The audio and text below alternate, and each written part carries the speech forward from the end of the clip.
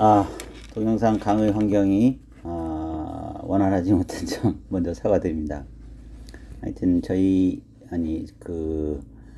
자산 투자 전략 세미나 과정을 통해서 여러분들이 향후 한 5년 이내에 기대하는 이런 목표를 달성할 수 있도록 제가 옆에서 충분히 도와드리도록 하겠습니다. 오늘은 이 자산 관리 측면에서 해외 투자 중에 그 베트남 투자 이슈, 그리고 국가별 투자 전략 전망에 대해서 좀 알아보도록 하겠습니다. 먼저 지금 최근 해외 투자 현황을 보면은 중국이 미국과의 무역 전쟁 이후로 중국 투자 및 중국 시장이 굉장히 부정적으로 변화된 이후에 틈새 시장으로서 베트남 투자가 전략적인 관심을 가지고 있습니다. 특히 최근 베트남의 수출 성장이나 외국인 직접 투자 추이가 굉장히 늘어나고 있는데, 경제 성장률은 최근 20년 동안 연 5% 이상 성장했고, 베트남 인구가 총 한 9,600만 됩니다. 저희 대한민국이 한 2배 이상 되죠. 그 다음에 평균 연령이 30세. 그러니까 굉장히 그 젊은 층으로 구성되어 있죠. 그 다음에 주요 베트남의 경제 포인트로는 제조업 분야에서 외국인 투자가 확대되고 있고, 소득 증대로 인해서 내부 소비 시장이 성장하고 있습니다. 최근 우리나라 그 건설업체들이 베트남 부동산 투자, 개발 투자에 굉장히 많이 관심을 갖고 투자하고 진출하고 있는 상황을 볼 수 있죠. 그 다음에 글로벌 IT 기업이 제조업 생산 기지로 중국을 탈피해서 베트남 쪽으로 몰려들고 있습니다. 현재 그 베트남 이 시장을 움직이는 주요 원인은 뭐라고 하면은, 당장 그 외국인 투자자의 자금 흐름과 이 글로벌 리스크 회피를 통해서 베트남 시장을 공략하는 데 있다고 볼 수 있습니다. 그러나 장기적인 관점에서 본다면 베트남도 현재의 수준과 같은 경제 성장을 이어갈 수 있는지 그 여부는 조금 더 지켜봐야 될 것이지만은, 그 베트남이 조금 더 성장을 한다면 그 시장의 강한 상승 추세는 이어갈 거라고 생각을 합니다.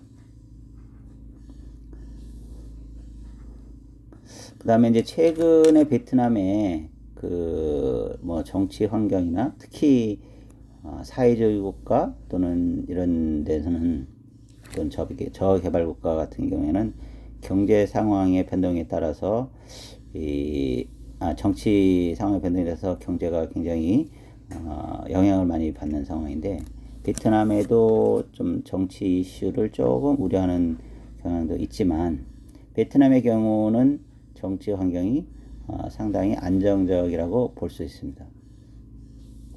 특히 이제 정부에서 매년 일자리 증가와 경제 성장을 하기 위해서 그 지속적으로 성장 우선 전략을 사용하고 있기 때문에 또 베트남의 정치 체제는 지금 하나의 당을 통해서만 이루어지지만 중국처럼 이제 공안 국가 체계를 갖추고 있지는 않습니다. 베트남 정부도 그 중국과 약간 유사하게 실질적인 최저 권력 기관인 이제 공산당을 중심으로 집단 지도 체제와 그다음에 만장일치 의사결정 과정을 통해서 정책을 결정했고, 그렇지만은 그 시진핑의 중국과는 달리 이 베트남 서기장의 문제나 이런 건 우려는 상대적으로 적다고 볼 수 있습니다. 그리고 베트남 같은 경우에는 특히 어느 지도자 한 사람에 의해서 움직이는 국가가 아니기 때문에 이런 정치 상황이 경제와 이렇게 바로 연관되고 있다고 하는 것은 조금 우려하지 않아도 될 것이라고 할 수가 있겠습니다. 다만 현재와 같은 안정적인 정치 상황 유지가 이 뭐 후임자 선정이나 이런 우려가 조금 대두될 수도 있지만 그때까지는 아직 충분히 시간적 여유가 있고 정치권에서는 이걸 차근차근 진행할 것이기 때문에 그런 우려는 하지 않아도 될 것이라고 봅니다. 그 다음에 베트남 시장을 특히 이제 주식 시장을 기준으로 살펴본다면은 베트남 시장은 성장 가능성이 매우 높은 시장이라고 볼 수 있습니다.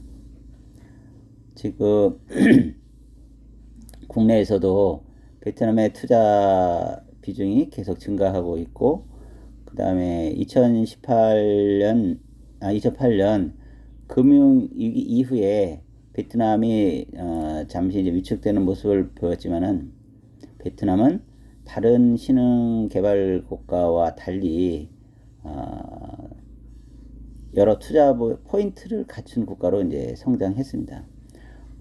GDP가 약 한 7%대의 성장률을 가지고 있고, 외국인 투자가 확대되고 있으며 수출 증대, 경상수지 흑자, 적정 이하 부채 수준, 또 이제 안정적인 환율, 중산층 형성, 그다음에 젊은 인구 구조 등을 봤을 때 향후 베트남에서의 성장 환경은 흠잡을 부분이 거의 없는 상황입니다.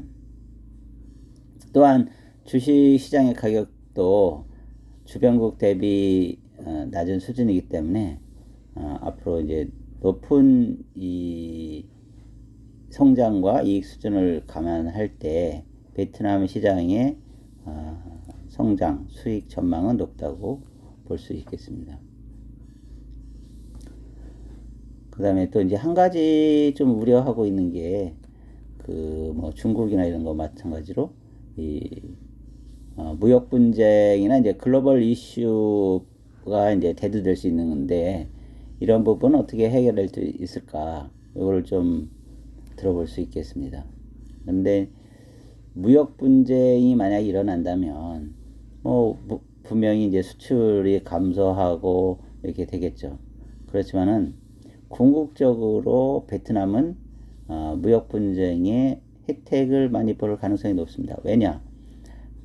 지금 미국이 중국 무역 환경 조성 정책을 가고 있기 때문에 만약 이제 그거를 어디 다른 국가로 이전을 해야 되는데 이게 주변 국가로 이전 가능성이 높은 국가가 뭐 아시아에서는 베트남 말고는 다로 선택할 여지가 거의 없다고 볼 수 있겠죠. 그러니까 주로 그다음에 뭐 인도네시아, 말레이시아 쪽도 조금 고려해 볼 수 있지만은 비중은 적다고 볼 수 있습니다. 그 다음에 베트남이 지금 굉장히 크게 성장하고 있기 때문에 활기찬 이 내수 경제가 완충 역할을 할 수도 있고, 자본시장이 꾸준히 개발되고 있는 단계에 있다는 것도 좋은 역할을 할 수 있습니다. 또 이 주식시장에 IPO를 통해서 신규 주식 발행이나 신규 거래 수단의 도입 등도 기대해 볼 수 있고, 하여튼 외국인 투자자의 관심과 전망이 계속 늘어나고 있다는 것도 고무적인 현상입니다. 베트남 지수를 보면 베트남도 2018년 고점을 찍고 베트남 증시가 좀 한 30% 정도 하락했지만 현 지수 대비 다시 뭐 한 10%, 20% 정도의 상승 여러분께서 최근에 이 글로벌 금융이긴 하지만 이 글로벌 사태로 인해서 전 세계 주식시장이 굉장히 많이 그 하락한 이런 상황에 있지만 조만간 이 회복이 될 가능성이 높은 시장을 하나 뽑는다면 베트남 시장을 들 수 있겠습니다. 다시 또 계속해 보겠습니다.